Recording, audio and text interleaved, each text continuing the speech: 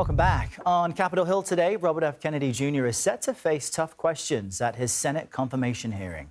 One of the topics Trump's pick for Health and Human Services Secretary could be grilled on is his stance on fluoride in drinking water. You see, Kennedy has said that Trump would push to remove fluoride from water. He claims the mineral is linked to several health problems, but dental experts disagree. CBS News recently visited a community in Oregon that removed fluoride from its water. CBS News spoke with a member of the community who's skeptical about its safety, and we also spoke with a dentist. I believe in it. It's a safe thing to use. I am a healthcare worker. I am a nurse. I'm also a mom, and I'm educated here in America. I can read articles and peer-reviewed information, and I can understand when there is a risk.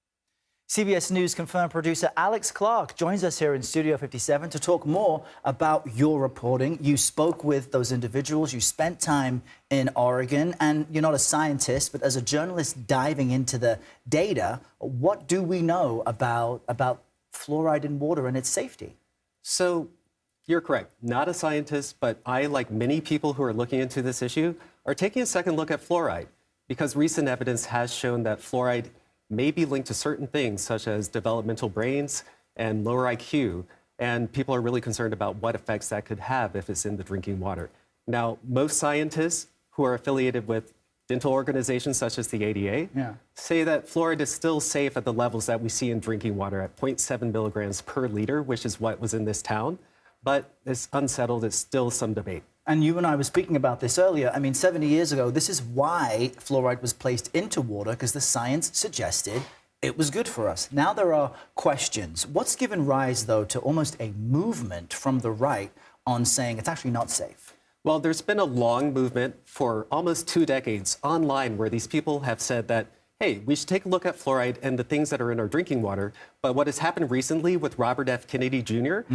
Being looked at Health and Human Services Secretary is that we're considering what is actually going into the food and into the water that we consume. So for a lot of these groups, they're taking a look at it from a perspective of free choice. What are the health decisions that you're making for you and your family?